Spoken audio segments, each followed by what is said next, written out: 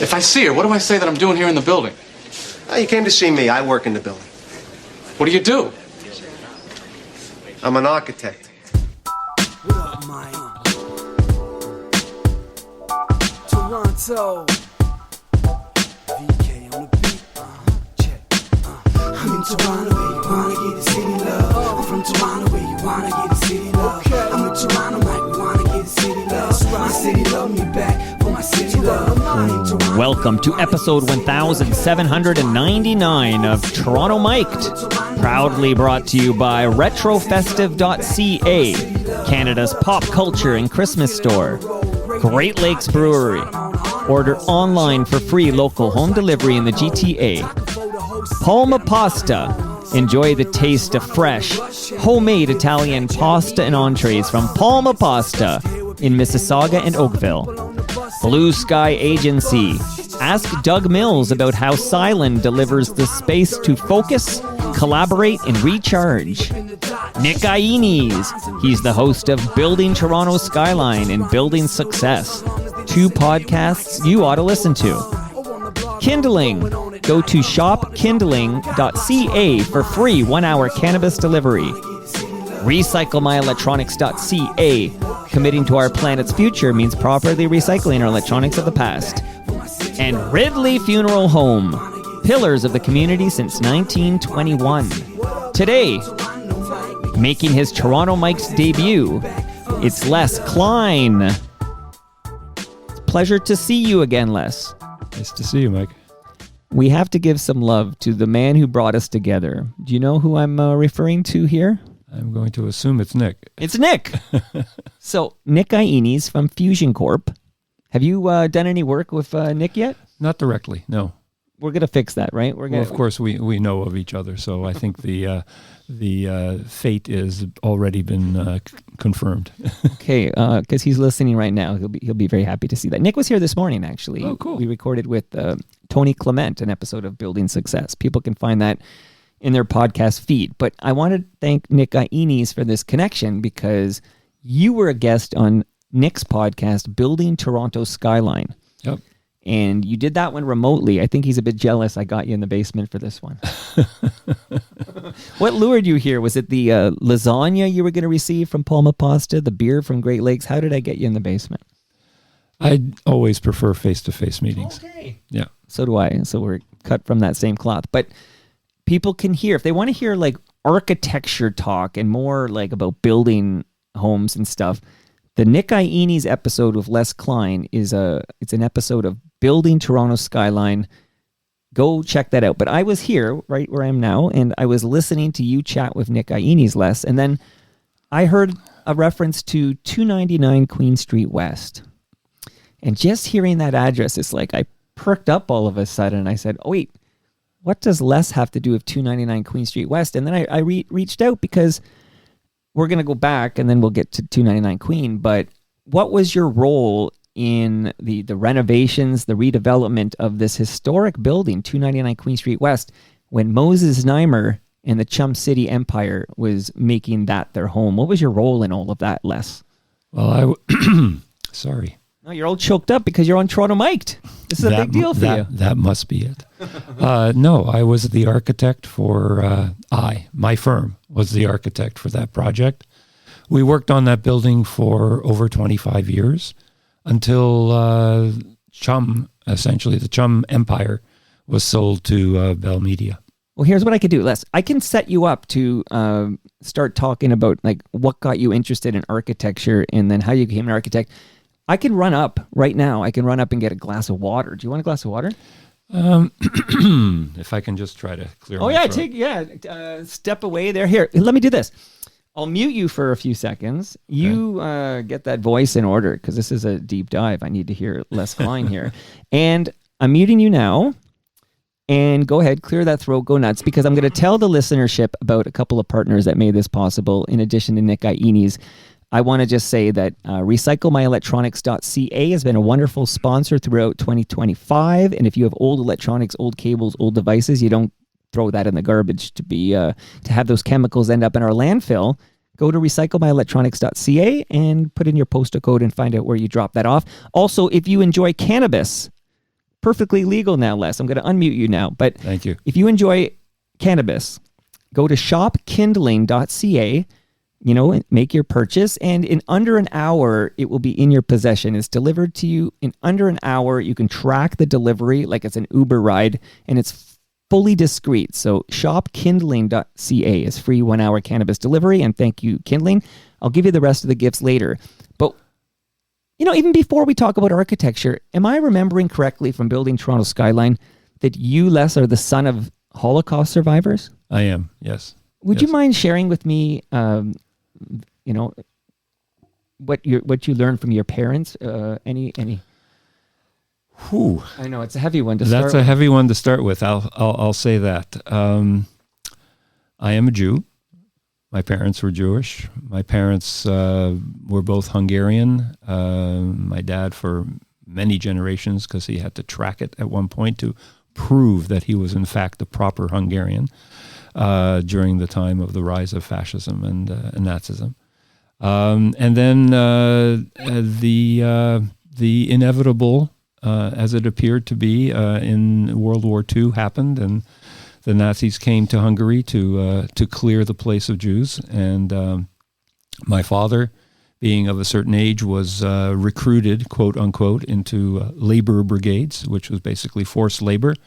And my mother and her family were sent on train to a concentration camp. Stories that I don't really know the true reason for, but they did not end up at Auschwitz, as most Hungarian Jews ended up, and therefore into the gas chambers and the crematoria. They ended up in Bergen-Belsen, which was a concentration camp in Germany, where they spent the rest of the war until, luckily, they were liberated by the American army before the raging typhoid epidemic killed most of the people in the camp. Oh my goodness gracious! I'm so I know how difficult that must be to kind of start off talking about such horrific events in your family's history. But I think it's important that we don't forget these things. It is. I've always said the Holocaust is at once a very, very specifically Jewish experience, and on the other hand, an extremely important human experience. What we do not learn from people's ability to dehumanize others can be repeated over and over again. And sadly, despite the motto of never again, we have seen it happen again and again.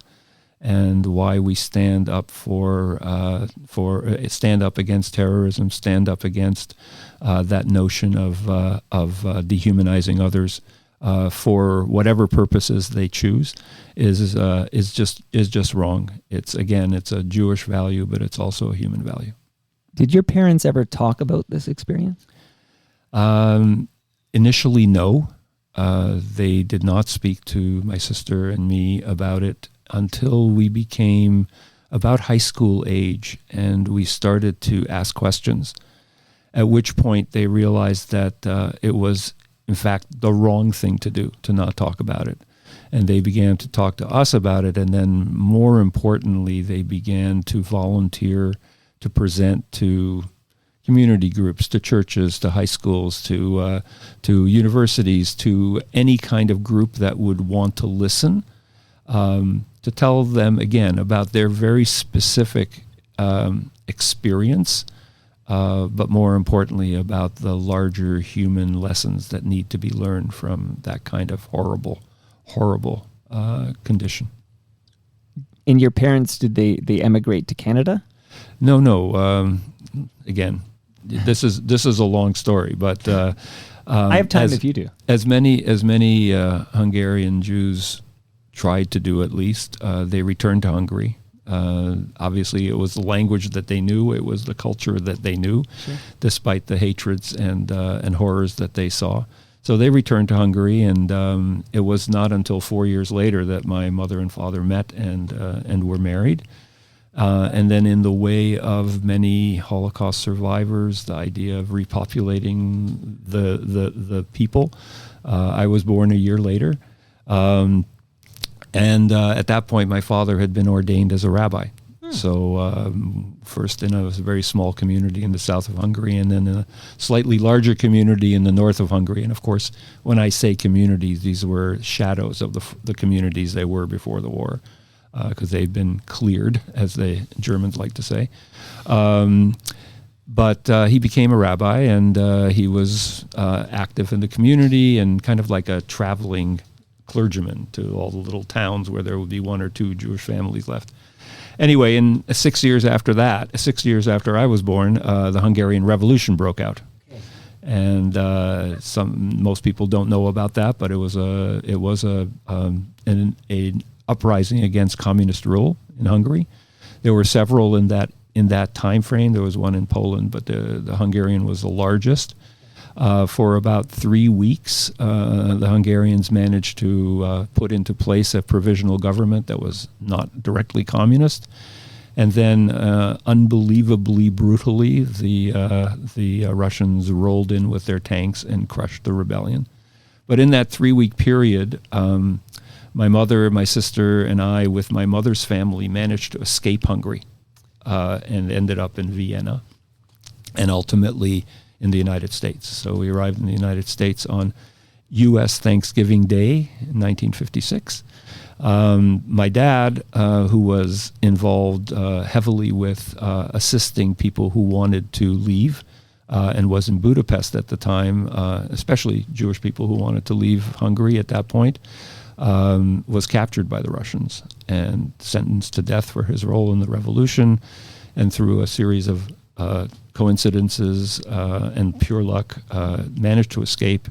And he ended up in Vienna to find out that we had gone to the United States, and he ended up coming to the United States and arriving on St. Valentine's Day, 1957. So these are two holidays that had no meaning to Hungarians, and certainly no meaning to Hungarian Jews, Thanksgiving and St. Valentine's Day. But right.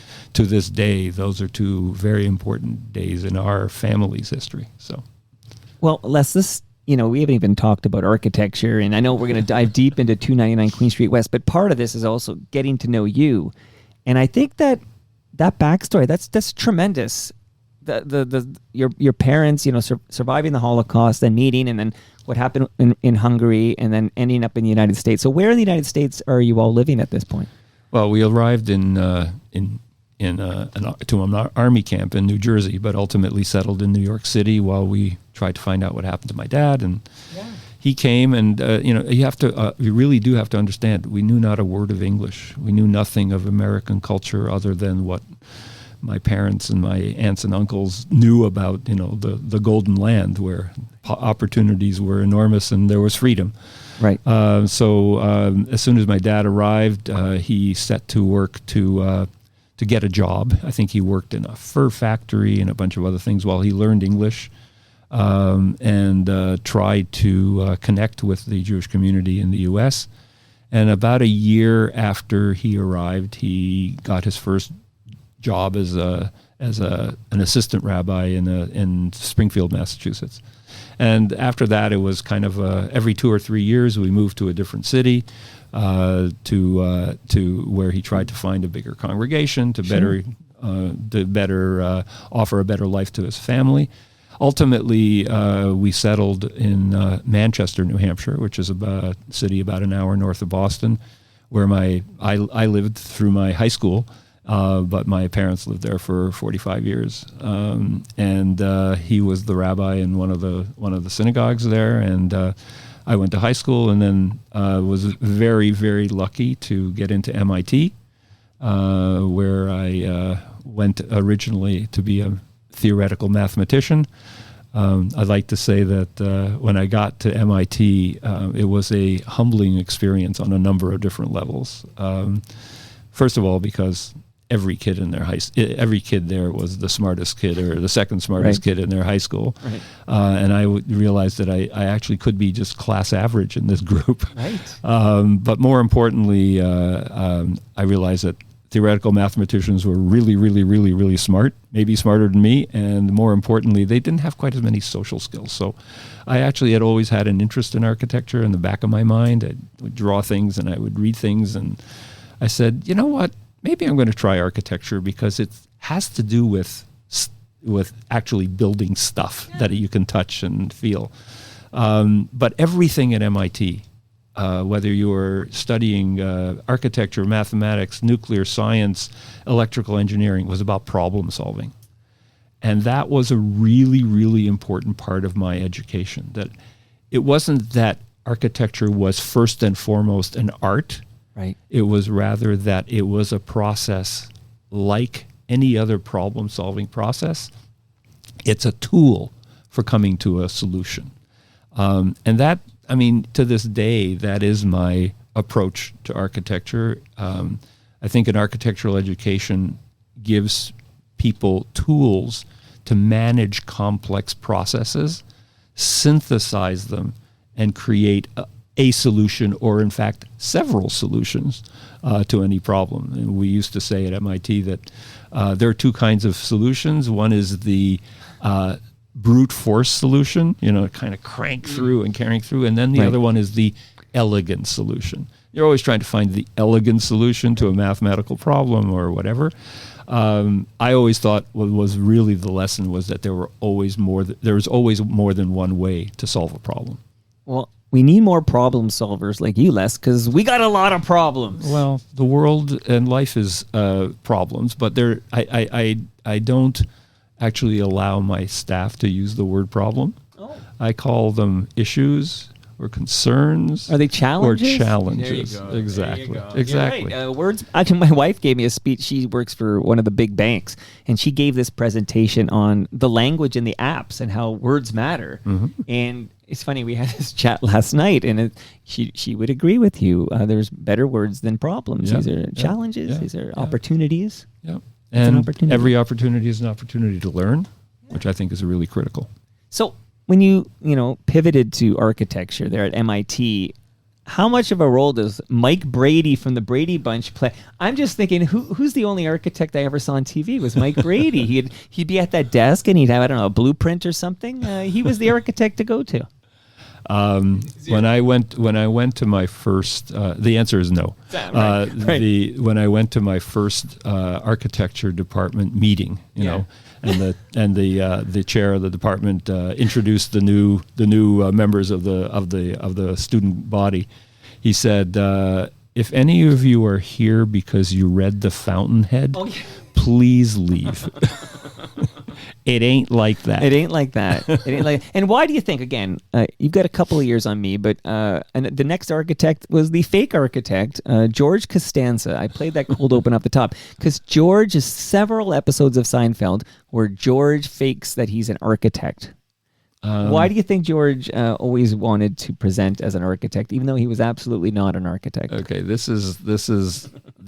can touch a couple of different directions here, Sure. Mike. But and then we'll get to the serious business. First and foremost, I think in the popular culture, architects are kind of portrayed as kind of a little bit like thinkers, but they're warm and sensitive people, So I think that's why he thought it would attract ladies, and I won't argue with him whether that worked or not as a character. Right. But more importantly, I do think that architects have a particular approach to the way that we do our work, in that we have to listen to everybody.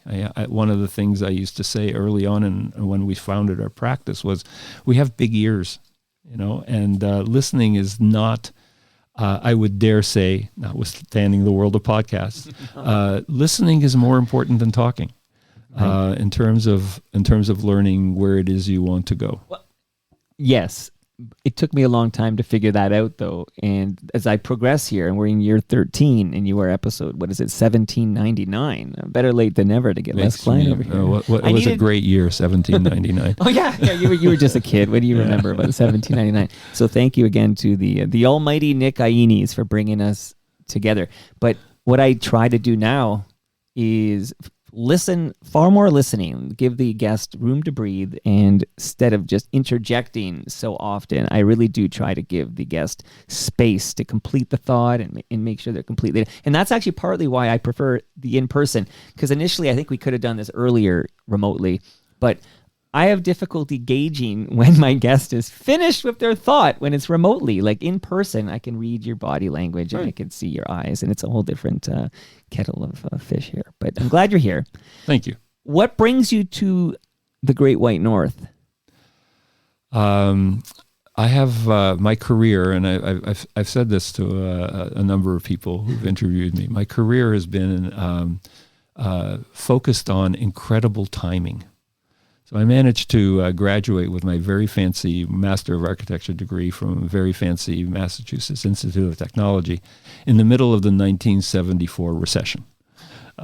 This was the recession that was brought on by the Arab oil embargo after the Yom Kippur War in Israel. And I looked around and said, oh my goodness, I can't find a job with my really amazing... I did find jobs, and within 8 months of having graduated, I'd been laid off twice due to lack of work by, reputable firms. And a friend of mine said, there's this place over here up north called Toronto. I hear there's some work for architects, and the Toronto's starting to grow. So why don't you look around? So I went to the library, which is where you did research, looked through a bunch of magazines, found a couple of architectural firms whose work I liked, who I thought would be interesting. Sent off a couple of letters, and within 2 weeks I was asked to come in for an interview. So I came to Toronto for a day and interviewed with 2 people, got 2 job offers. Wow. And batting 1,000. It was pretty good. It was pretty shocking. In fact, there were 2 lovely interviews. I interviewed with the late Roger DeToy, and with A.J. Diamond, Jack Diamond's office. Wilfred Warland interviewed me, actually. And I was offered these 2 jobs, and Roger actually said, if you're interviewing with Jack, he's got more interesting work than me, take that one. Anyway, so I did. And I put all of my worldly belongings into the back of my baby blue Gremlin. Well, that's the one from Wayne's World, right? Yeah. Once I got my papers from the Canadian government to be a landed immigrant. Here I was an immigrant again. And I moved lock, stock, and barrel to Toronto. I did not know a single person when I arrived. Wow. But it was an adventure. I was just absolutely open to it. I was excited. I met amazing people. Very quickly realized that Toronto was a place that had kind of a built-up energy about to bubble to the surface. And so I worked for Jack Diamond for 3 years. I became an associate. I worked on a number of great projects. And then at that point, having nothing and therefore nothing to lose, I decided to hang up a shingle, as they used to say, and start my own practice. Is that Klein, Taylor, Goldsmith? Or no, it was Leslie M. Klein, architect planner first. Okay. A year later, I had suddenly gotten a whole bunch of work, and I asked a friend, a guy I met my very first day starting at Jack's office, Hugh Taylor, to come and help work with me, and quickly he became a partner, so it was Klein and Taylor. And then a year later, we landed another big project, and we brought in another friend, Phil Goldsmith, and that became Klein Taylor Goldsmith. And ultimately Klein Taylor Goldsmith Limited, and we were at the so that was 8 years in. We were 12 people with 3 partners. We were getting interesting work, and another friend of mine who was a partner at another firm had recently decided to leave the practice of architecture and go into the development with his family. But he said to me, "I have a great partner, and you guys should put your 2 firms together. You would be amazing." So the 4 of us, Klein, Taylor, Goldsmith, and Brian Kurtner, joined together and formed Quadrangle. It will be 40 years ago next year. I was going to say, so when you arrived in Toronto, you had never been here before, right? When you had one day. Never and then, been. So you're right, it's mid-70s, right? What are we in, like 74, 75? This is 75, yeah. Okay. Coincidentally, because I've only stolen 2 guests from Nick Ieni's in the history of Nick's podcast. He has a couple of them. He's stolen way more from me, by the way. He had 20. Well, not Steve Pagan. I'm not getting involved. Don't get you guys involved. Sort that out. We'll hug it out. But the only other guest I stole from Nick was a chap named Jack Mesley, who was an iron worker who was on top of the CN Tower when they completed it. And That was 75. So I when you remember. arrive here, we're wrapping up the tower. I remember driving along the Gardner Expressway, going over the bump at the Humber Bridge, and seeing helicopters circling the top of the CN Tower, just finishing it off. Yeah, what was the name of that? Olga. Olga, I think, was the name of the helicopter. They nicknamed the helicopter Olga, I believe. I'm just remembering my Jack Mesley chat. But it's funny that that's when you arrived, and you stuck around. So you pointed, you're still here. So you must have liked what you saw here. Well, I grew some roots pretty fast. Yeah. So tell me just a little more about Quadrangle, which is a big deal. And I see you got a pin on you that says BDM because it's now BDM Quadrangle. BDP, Boogie Down Productions, right? Well, building design partnership. But yeah, my apologies. I'll fix that in post. BDP. Close enough for jazz. I have my readers on, but still couldn't remember that third letter here. But what did Quadrangle do? And then we're going to talk 299 Queen Street West. But what does Quadrangle do? What did they do? What was your specialty? What was going on there? Wow. I'll try not to be too boring, but one of the initiatives, one of the reasons we pursued this idea of putting these two firms together was that we felt that our values are very similar, but our client base was completely different. So by that time, we were doing lots of housing and what we used to call radio and television for Moses Znaimer. Brian's firm was doing primarily office space and commercial. So we were thinking that with that kind of client base, if one was down and the other would be up, and we wouldn't be exposed to the boom and bust, which we'd already experienced once. So there was a 74 recession. Diversifying your portfolio. Exactly. So that was the initial initiative. But the other thing was that we really did believe in building a practice around long-term relationships. So we didn't fall in love with projects. We fell in love with our clients and what they could bring and how we could do it in such a way that we would be able to serve them and they would help support our growth. We did believe in growth. We thought the bigger pie allowed us to share more of it with more people, and that would be a great platform for future success. So that's the short version at the very beginning, and then. And I'm going to let the listeners go. You weren't reading that. That was from the top of your head there. So it's succinct. That's what I do. But the other thing that did happen is that we used to joke that we were the most overmanaged architectural firm in the world. Some architects are not known for being great business people. We were very proud of the fact that we ran a business, Brian and I in particular, because Hugh left the practice after a couple of years when it got to be 25 people, and it was a bit big for him. And Phil left about 10 years later because he really wanted to focus on heritage architecture, heritage restoration. And he formed an incredibly successful, to this day, incredibly well-respected firm called Goldsmith Borgel Architects. They are highly recognized as great restoration and heritage architects. But Brian and I were very focused on this idea that you could do great design and know business. So we got to know our clients and their business plans, and we always made sure that whatever we were designing actually addressed them. We used to say that we didn't have a style, we had style, so that we could adapt our designs to really reflect the identities of our clients and not us. What a great segue, because you mentioned Moses Znaimer, and you said it was called radio and television is what you referred to it as. So before 1987, so we're going to talk 299 Queen Street West, obviously, but you already had a working relationship with Moses Znaimer? Yes, I'd actually started doing little tiny bits and pieces of work for Moses while I was at Jack Diamond's office. And it was, move a partition here, set up a wall here. Can you put a glass wall here so I can shoot through this over there? And where I say there... Can I guess? 299 Queen Street East. No, not sorry. 99 Queen Street East. I knew this. The Electric Circus. Yeah. The Electric Circus. Yeah, absolutely. The namesake. Not the Electric Circus. Electric Circus. There was Electric no V. Circus. So 99 Queen Street East is the headquarters of the Moses Empire at City TV. I did have on this program less than a month ago. I had on Jerry Grafstein. Oh my goodness. Yeah. Senator Grafstein.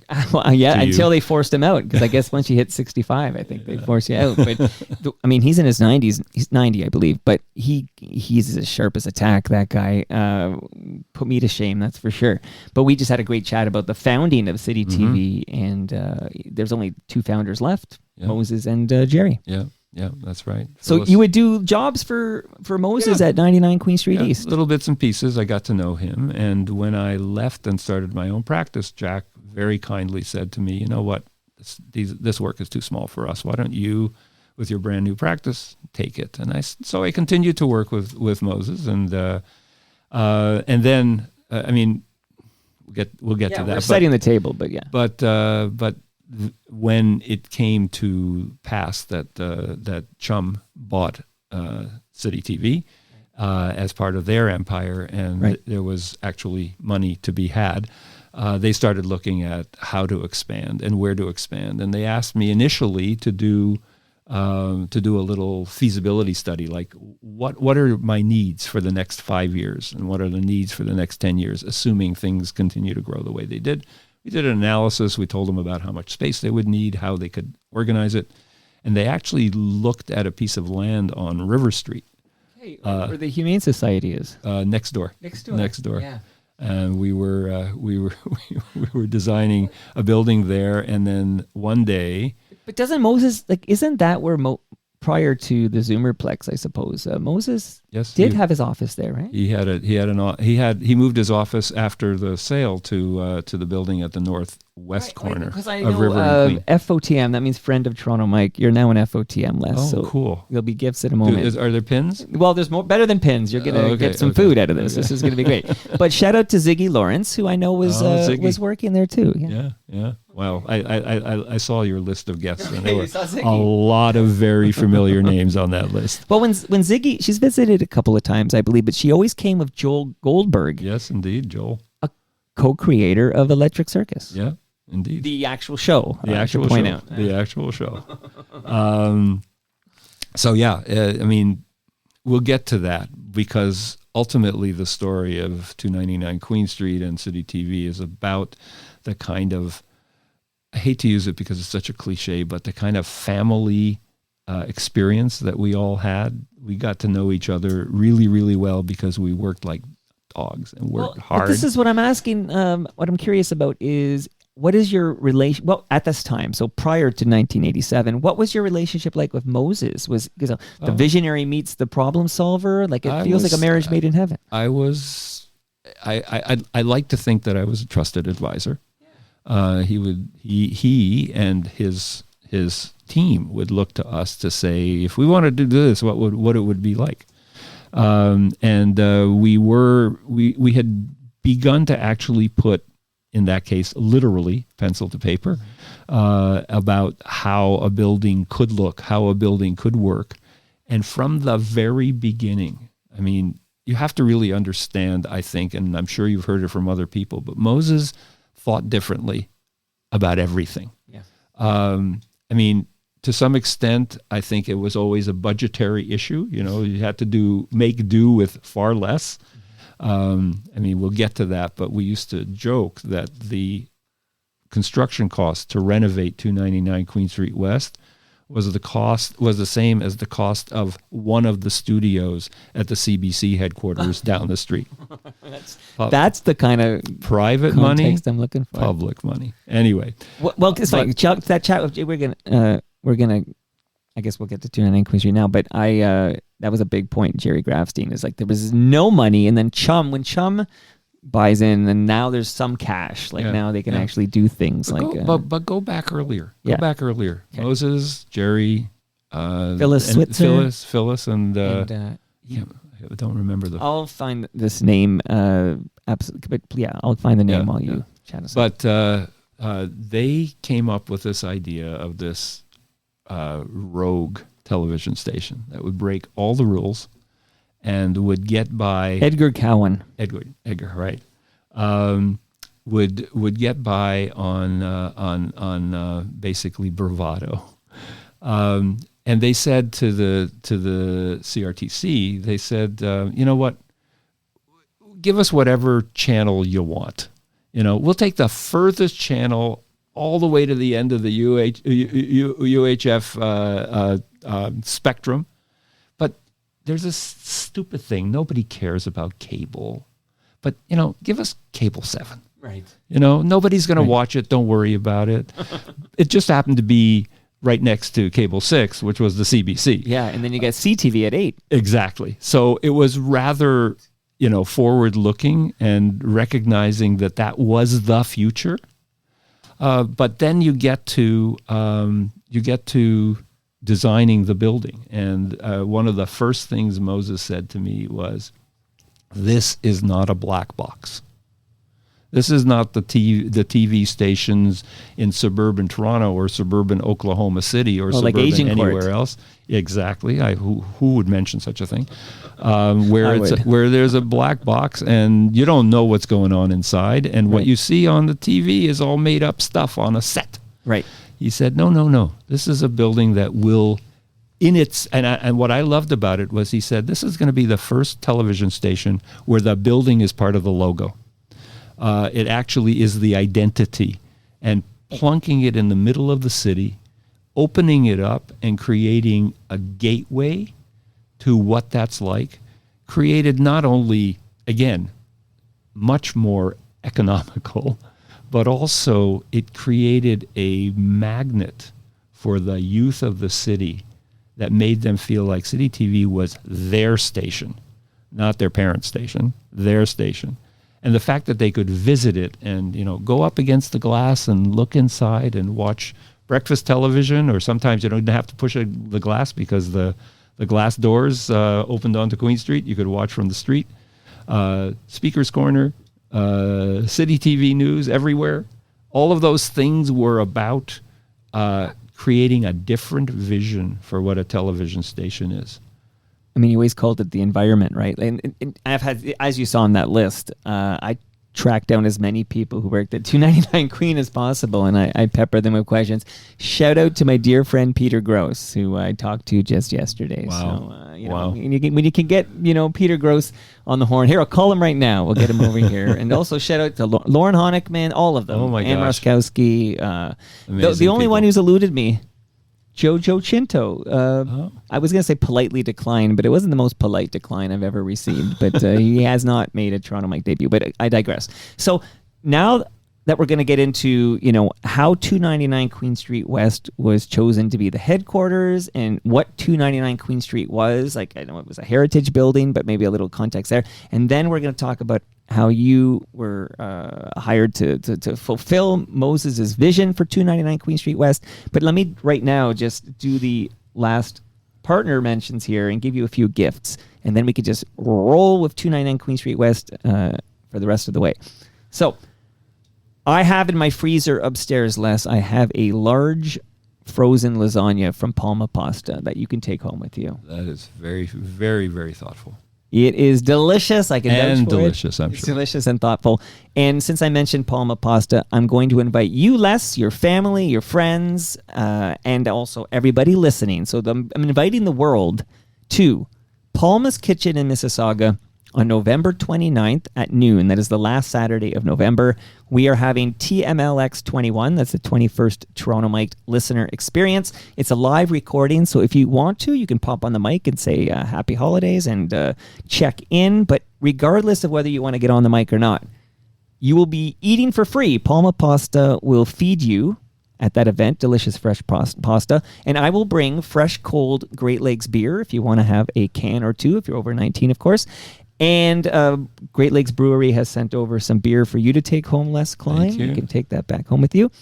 I hope to see Brad Jones from Ridley Funeral Home. He's a great supporter of this show. And Brad has a Measuring tape for you. What architect doesn't need a measuring tape? You never Another know. one is you can never have too many measuring tapes. I would You can say never that. have too many. So thank you to Ridley Funeral Home. And Retro Festive. This is exciting because if anyone listening goes to retrofestive.ca and uses the promo code FOTM, they'll save 10% right now. Like you can go do that right now.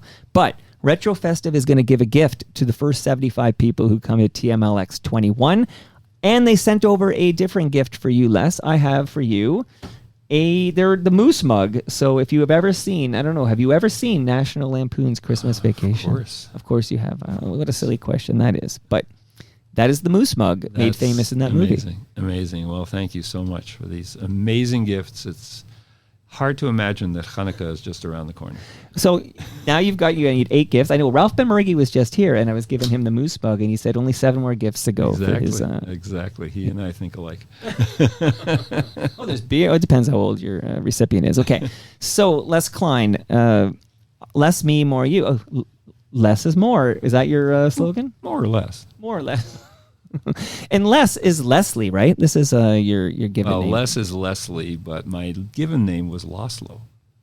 So And it was Americanized when you... It was Americanized by my first grade teacher who said, Laszlo, that's not an American name. You're Leslie now. And I went, okay. You know, it's interesting because Moses would have hated that. Yeah. Oh, yeah. Well, he'd still hate it. That's, I just chatted with, and it hasn't even dropped in the feed yet, but Thalia Ashuris left, well, she was on City Pulse for a few years, and then she went to Global, and then she got recruited by ABC News, and then she went to CBS, and she became a big deal, and now she's retired in the States. But she was talking about her interview of Moses before she got the gig, because everybody had to meet Moses so he could bless every hire. Right.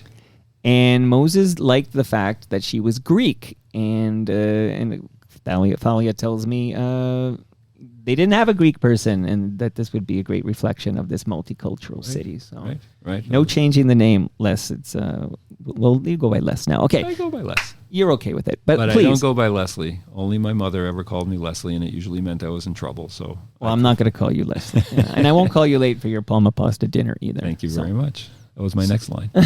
I'm stealing your. We're going to make a good duo here. Yeah, okay? that's good. We got to make Nick jealous. That's our goal here. So, 299 Queen Street West. What can you share with us about what was this building in 1987, and when did you start working on it? And since you're going to kind of give us this background, and I'm going to be quiet for a while, how did that site get chosen as the future home of the CHUM Media Empire? Well, let me roll the tape back a little bit. Sorry. So we were in the midst of doing a number of different things. We were starting to work on that site on River Street. There was a proposal by the owners of 99 Queen Street to renovate the building and turn that into the headquarters. There was a little design competition. There were all kinds of other things going on, and I was really, I was anxious because all these other players were coming into play, and I said, all this work, and I might end up out on the street. Anyway, one day, Moses called me up and said, I want you to go to this. Well, can you do an impression or no? No. Called me and said, I need you to go and see this building that's being sold by Royal LePage. Meet the agent there and walk through it. Jerry McMaster was his name, actually, as I remember. And I went there, of course, rode my bicycle as I did in those days, and still do. But arrived at this building. I walked through the building, and I literally rode back to my office as fast as I could. Sat down at the typewriter and wrote Moses a 1-line letter saying, "Dear Moses, you have found your new home." And it was an amazing building. So 299 Queen Street was built in the early 1900s, 1914, I think it was completed. It was built as the home of the Methodist Book Publishing Company, or the Wesley Building. And it was a publishing house. And therefore, it had a number of really interesting elements. One was printing presses are really heavy, and they make a lot of noise, and they shake the floors. So it was built unbelievably solidly. It had gigantically tall ceilings, perfect for equipment, hanging lights and hanging equipment and getting air conditioning where it needed to go. It had gigantic windows. It had personality. We both Moses and I fell in love with the gargoyles, and as you know, there is a gargoyle up there. Yes. So we really realized that the location was fantastic because Queen Street West. I mean, it was so uncool as to be painful. It was full of used furniture stores, used appliances, little bits and pieces of things you could buy to build something called computers. It was really... That was just a fad. It was really, really run down. But it was an amazing location because it was just down the street from City Hall. It was on a streetcar line. It was up the street, as we found out not too much later, up the street from the new, rising, unbelievably expensive CBC headquarters. So we really loved this building, but we thought immediately that it could do all of the things that it needed to do. So what needed to be done? We needed to have a proper master control. Equipment room, equipment space for storage, space for all of the stuff that gathers. More importantly, it had elements that could open out onto the street. What were the key things that Moses wanted? He wanted a place for much music. We had built a $10,000 construction cost studio for much music at 99 Queen Street East. He wanted something that would be a little more interesting. He wanted a space that he could shoot that would be incredibly flexible, where he could shoot breakfast television and open the garage doors onto the street. He wanted a place for Speaker's Corner. Speaker's Corner was an essential element of what he wanted this station to be, so that the audience could express themselves freely. Kind of a foretelling of TikTok and whatever else. And of course, City TV News. He wanted a place where he could not only broadcast the news, but he could get wherever he needed to go quickly. There was a gigantic parking lot. And of course, part of the thing that we did, which everybody still knows, is doing that news van crashing through the wall of the east wall of the building facing Queen Street. Of course. So there were so many opportunities, but the building was gigantic also. So we figured that when we first moved in there, all of their requirements could be met by renovating the basement, the ground floor, and the second floor. And that meant that the tenants on the upper floors could stay for a while. Okay, so hearing you describe this building, in knowing what happens, spoiler alert, it is perfect. It sounds absolutely. I mean, Steve Anthony has a place to throw a Christmas tree. Yeah, it sounds perfect. So we've done a lot of renovations, what we call adaptive reuses of old buildings over the course of our career to date, and continue to do so.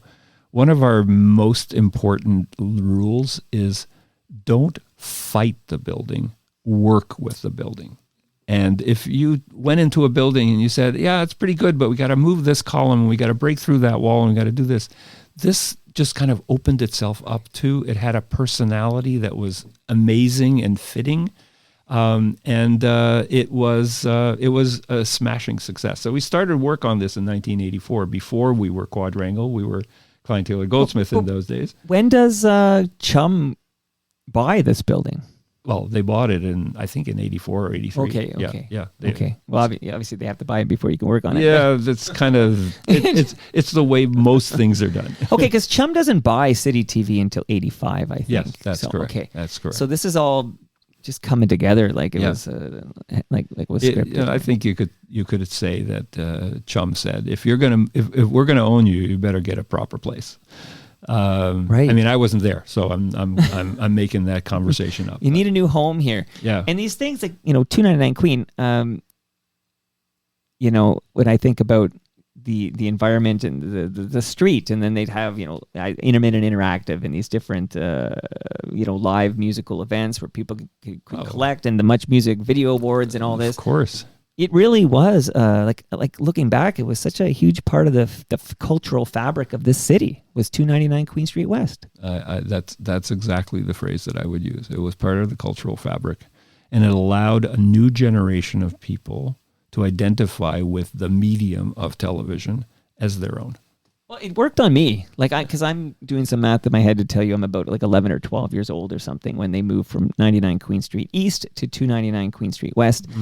And there's a reason why I gravitate towards these people who worked at Much Music or City TV, because that's where I got my news. I watched Gord and Ann Marskowski, and I want Jim McKenney over here. Yeah. I want Harold. I think the only podcast Harold Hussein has done in his entire life is this one. Somehow I found Harold, I talked to his daughter, and I got him to visit, and we talked about Harold, fantastic. Hurricane Harold. Fantastic. Yeah. So, it's unbelievable this happening, but could you elaborate a little bit on like, so obviously you mentioned a few there, like Speaker's Corner, and it had to, it has to be this and that, but so is it just Moses has a vision? And this is the sort of the mythology of Moses, is that he's like he has these visions and he can see the future and this is what he wants, and you're just like, and this is how we can satisfy that desire. Like, is this where you fit into that whole thing? And then you just do it. Well, one of the reasons our practice has been built on repeat clients is eventually you get to know your clients very, very well, and you can essentially speak shorthand. You can say, well, this is kind of like what we did over there, but we got to fix this and this and this. And you say, oh yeah, I understand. Let me show you 3 ways of getting there. That kind of conversation can only happen when there is deep, deep, deep collaboration. And we brought together not only our creative elements, but our technical. We learned from Ron Reed how to do a master control. And of course, since then, we've done them for Rogers, and we've done them for CBC, and we've done them for CBC in Montreal. So we know how to do those kinds of things, but we knew it because we learned it from the best. So talking about visionary, we talked about Channel 79, Cable 7. Right. But Moses also saw very early on that specialty channels were the wave of the future. Moses articulated to me very early on that he does not want to appeal to everyone. He very strongly believed that your success is based on very deep and very narrow loyalty versus mass, broad, mainstream appeal. Like a niche appeal. Absolutely. That explains, like, well, let's have a station just for fashion television. Exactly. Or let's get Bravo up here. Right. How many people watch Bravo? It doesn't matter, because the people who watch Bravo love Bravo and will support it, and will support the sponsors, and will continue to support your growth. Book TV, sex TV, fashion TV, you name it. There was room in that building to grow those things, to give each of them their own identity. We shouldn't ever forget FX. So these are audiences that adored what was being offered, and it was cult. It was cult. Space TV, I think it was called. Space right? TV. Space TV. So, if you're a Trekkie, this is where you live, and exactly. they're X% of people are Trekkies, but they dive deep into that world. Yes. They're rather fanatical. And it taught me a lot about how you build a business. I want a few amazingly loyal clients that I can service and service to the ends of the world because they're so good to me, but also because I know that I can help them achieve their goals. So that there are lessons there. Moses also taught me that people can remember only 3 things: news, movies, music. That's it.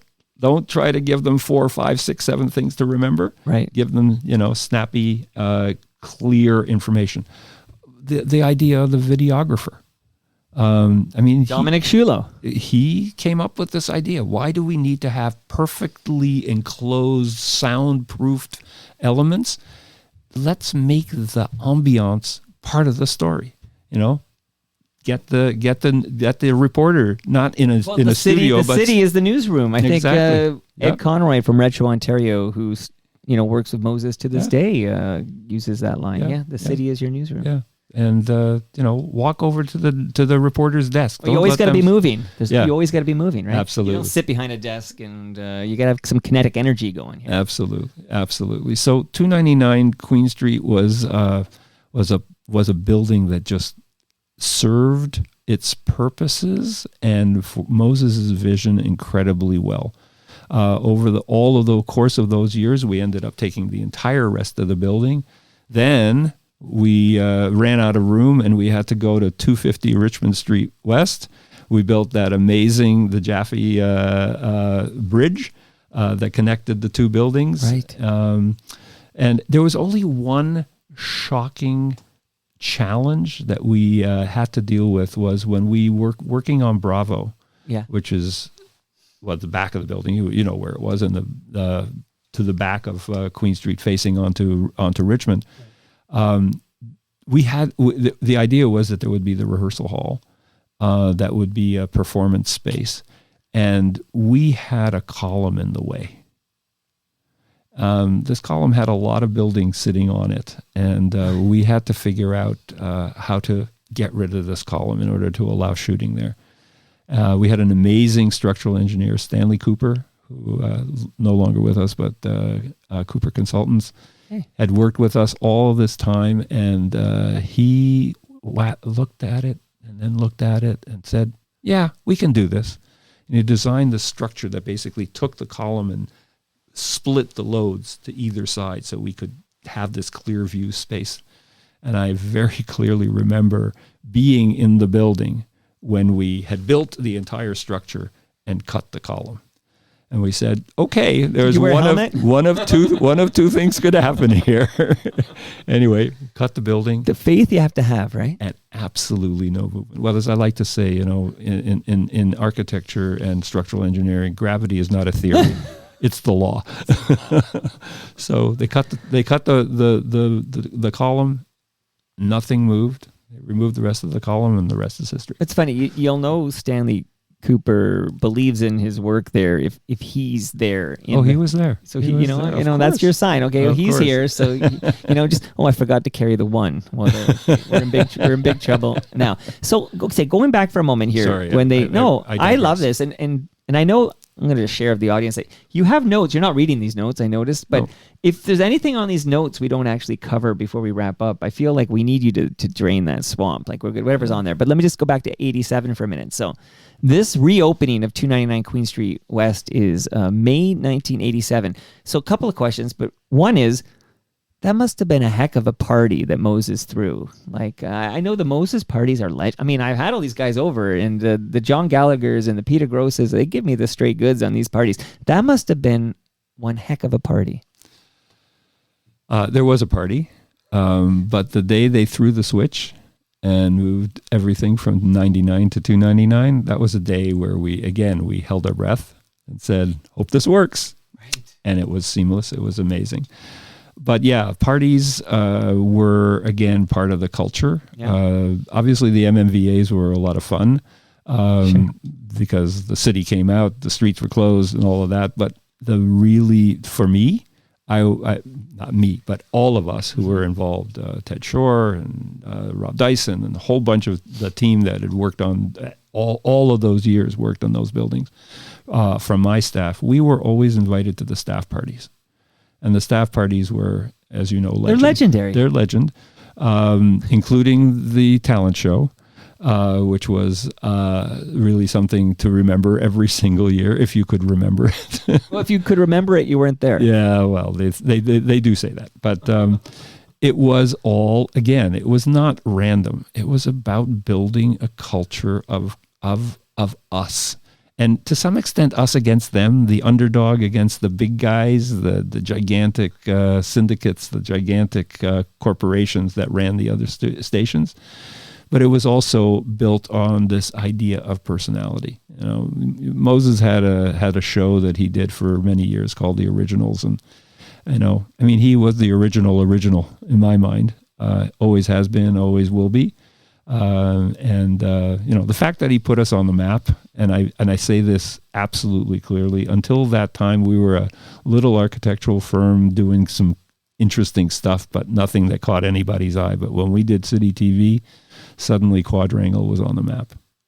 Is when you look back at the ongoing history. Well, now you're BDP Quadrangle. Reading the. We'll get to that. We'll get to that eventually. Okay. So when you look back, does this remain a highlight? The work you did on 299 Queen Street West. Absolutely. I mean, I Tough to beat it, right? do need to say that there is a tinge of sadness seeing what the building has become. Because I was going to ask you about that. Yeah, tell me what you think. Well, I think the soul that was in that building has been removed. There's no speaker's corner. There's no opening windows. Everything is blocked up. It's really become essentially a black box in the city, in my mind. I certainly have not been invited back, but well, the parties aren't as good now. I'll take your word for it, but I wouldn't doubt it. But there was this unique culture of people, and you named some of the people. I probably name more. You can name. I love the name checking, like because you obviously. I shouldn't say obviously. You tell me, but did you also consume the media, like on your television? Oh, well, of course, but mostly because I loved seeing the cool spaces. That's what I'm wondering. Like when you tune into City Pulse, okay, and Mark Daly, subdivisions, okay. Yeah. So Mark Daly is, I don't know, giving some news, City Pulse update or something like that. You must have some sense of pride, like just seeing that environment and just it always brings back. It always brings back these cute little slogans we had, like 100 days to build a station. When we got CP24, I didn't build, but the contractors built to our design, CP24 in the middle of the newsroom while the newsroom was an active newsroom. Wow. I mean, the sheer madness of what that involved was crazy, and we were there all the time. And again, my team, Ted and Rob and others, spent a lot of time there just checking everything all the time. And it was not flying by the seat of our pants. We knew exactly what we were doing. And by we, I mean us and the team at City TV. The technical guys were unparalleled. They really knew how to do things in a way that made sense. It wasn't like, no, we got to just throw more money at it. How can we do this cleverly, efficiently, and appropriately? Because they couldn't throw money at it. Yeah, exactly. Necessity being the mother invention here. Were you invited to the Christmas parties where they would show the Speaker's Corner blooper reel? Those were the ones. They were amazing. A couple of those VHS tapes found their way to my basement here. Oh, very impressive. Well, the stuff they couldn't air, but geez, okay. There was a lot of stuff they couldn't air. Wow. So why do you think? And I don't know how much you can even say to this, but when Moses exits, and at some point there's a sale. Was it CTV? I get confused with these big companies. It was CTV, but it was Bell Media. Right. In fact, I wrote down the name. Yeah, CTV Globe Media, I think is what it was called at the time. And it morphed into Bell Media at some point, sure, of course. But I documented on my little blog, torontomike.com, the pieces, the character pieces I loved being kind of stripped out piece by piece. Like, okay, no more Silverman helps, okay, whatever. No more Speaker's Corner, goodbye Ed the Sock, all these different parts. And it really did become just like another CTV or whatever, it lost a lot of that character that was so appealing in the first place. I mean, appealing to us because we were involved and we were growing up with it. But the new owners have their own corporate image, and that's the image that they were working on. So right. Bravo's studio became a newsroom with fake brick behind, Well, yeah, the more things change, the less they stay the same here. So we did, you talked about how the studio was alive, and you could see the people working in the background and all this cool vibe in the environment, as Moses would call it. And I realized when I was shouting out the partners, I did not shout out Blue Sky Agency, who have forged partnerships with established office furniture brands like Silent and Green Furniture Concept and Rouillard. And Doug Mills at Blue Sky Agency is eager to chat with any and all Toronto Mike listeners who are looking for dynamic and creative work environments. This ties in nicely to our chat today, actually. They have these privacy pods from Silent that Blue Sky Agency can hook you up with. And if you have any questions about any of this, Doug is easy to get a hold of. Just write him, doug@blueskyagency.ca. Let him know you're an FOTM, and he'll be happy to chat with you about dynamic and creative work environments, be it from Silent or Green Furniture Concept or Rouliard or whoever. So thank you to Blue Sky Agency. So there's the initial launch, and what date did I say? What date was that? May of 87. 87, right. Yeah. How long did you work on it? 2 years or so? How long was that work before it could be? That initial work, it was 3 years. 3 years, okay. All right. And then would there be new ideas? Like as we proceed, like Moses and the gang there would have new ideas for new shows or new channels or new different things, and they would call you in and we need to modify this, we need a space for this. Like it was ongoing, I'm assuming? It was indeed ongoing. But there was a broader strategy as well, because one of the great things about the City TV concept was that it could be exported. So at one point, and I think it was in the 90s, right, we began to work with one of the sub-organizations of CHUM called CHUM-City International. And we started exporting, franchising essentially, the City TV concept to other locations. There was one in Helsinki, which I didn't work on, Jerky Music. I can't remember what it was called.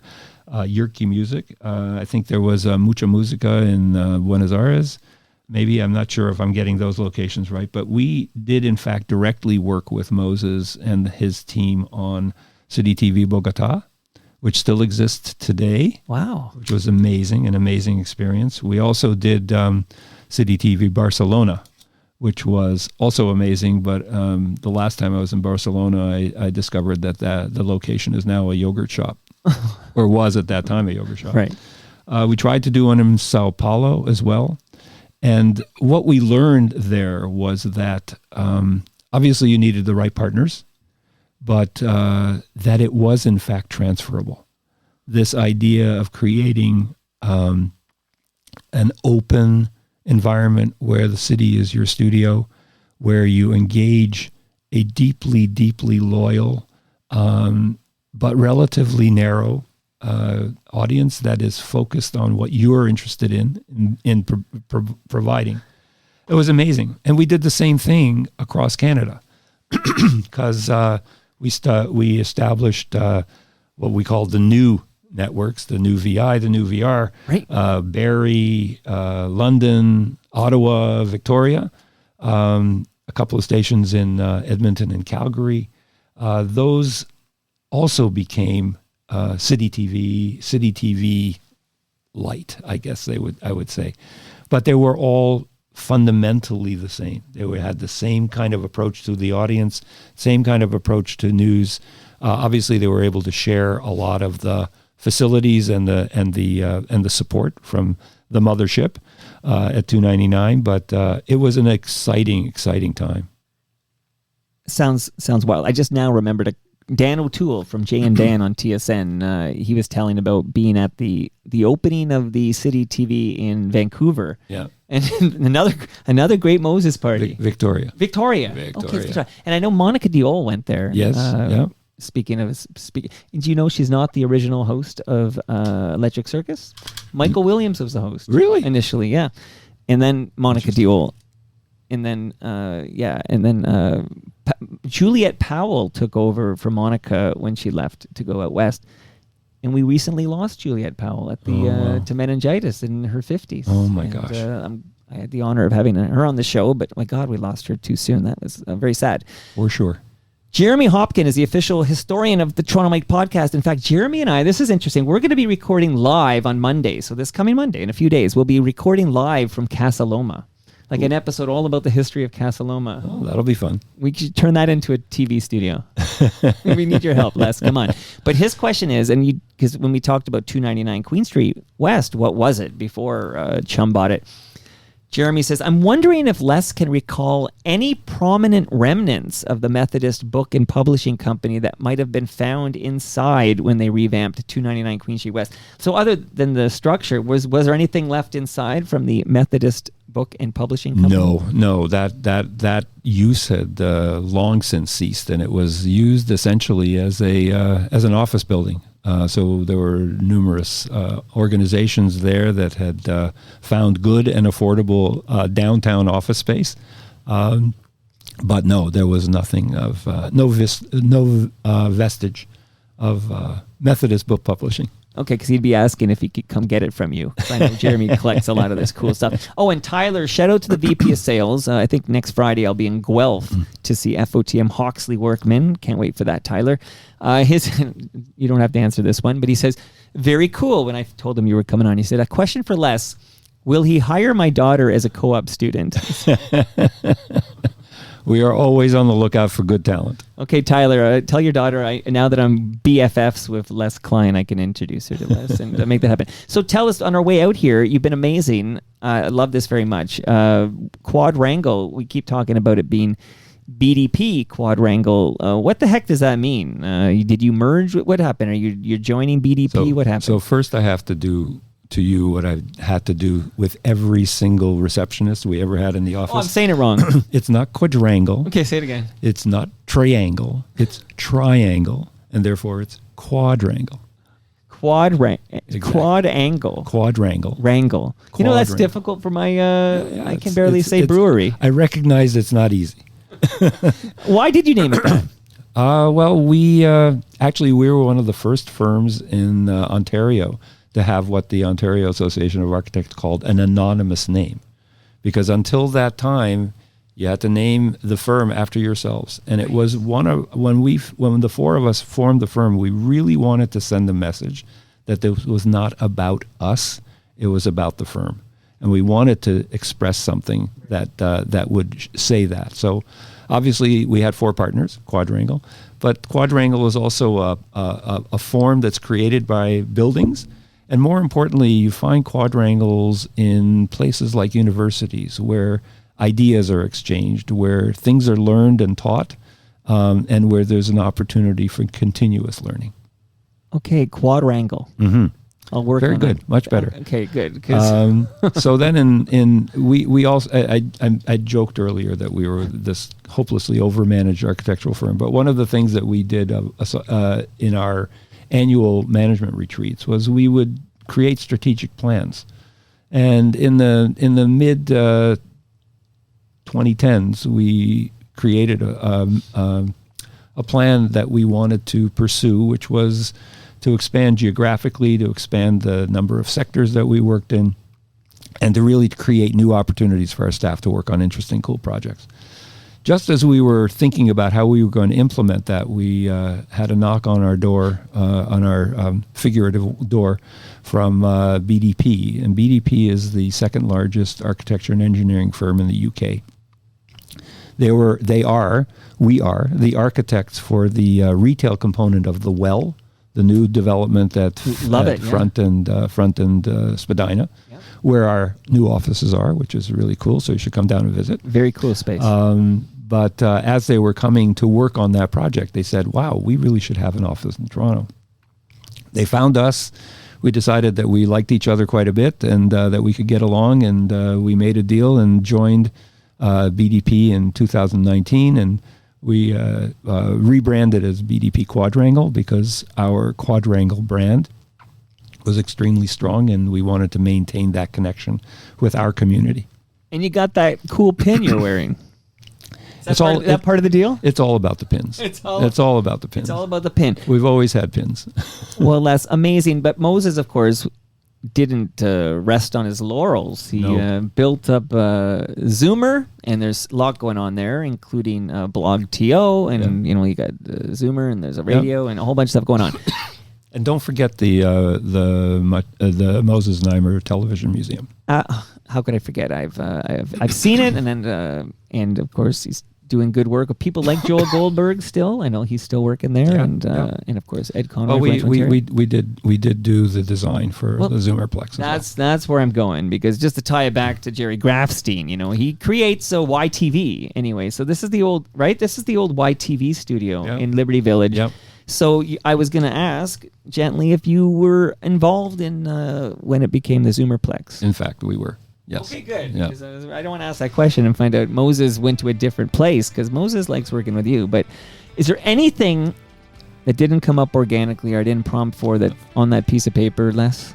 Well, I just wanted to do a shout out to Do as many as you want. to my partner Ted Shore, because Ted is now retired from BDP Quadrangle because he's decided to rest on his laurels, do other cool things. But he's still working with us on new interesting media environment projects. But he was really the heart and soul of the work that we did for Moses all those years. Okay, I'm glad you shouted him out. And I think I need help in this TMDS this studio you're in right now could use a little love. Well, maybe raising the ceiling would be a good idea. Okay, what's that going to set me back? That would probably cost more than whatever that $10,000 you spent way back in the day on. I would cost more to do that. But Sadly, you're right. love this very much. Love what you're doing there. Thank you to Nick Iones for introducing us, and I'm glad. It was a real pleasure. Thank you so much for having me. What's next for 299 Queen Street West? Is this some kind of a transit hub, or what was? I can't remember what where we're at with that. You don't know. But, no idea. But when you drive past it, or bike past it, or walk past it, are you flooded with memories of when you? It never fails to move me, and I'm not exaggerating. And that brings us to the end of our 1,799th show. You were so close to the big... It's a PD day, so I got the 11-year-old running around upstairs. You were so close to episode 1800. Maybe you need to come back on... that'll be Casa Loma. That's actually kind of neat. The Casa Loma episode with Jeremy Hopkin. We're recording live from Casa Loma, all about Casa Loma. That'll be episode 1800. But this is 1,799th show. Go to torontomike.com for all your Toronto Mike needs. And much love to all who made this possible. Again, that's Retro Festive. You got your Moose Mug. Great Lakes Brewery. You got your fresh craft beer. Palma Pasta. Don't leave without your lasagna. It's in my freezer. Nick Iones. Thank you, Nick. You're going to do some great business with my friend Les Klein here. RecycleMyElectronics.ca. Blue Sky Agency. Right, Doug? He can hook you up with a Silent Pod. And Ridley Funeral Home. See you all Monday again. Jeremy and I, live from Casa Loma. We'll see you then.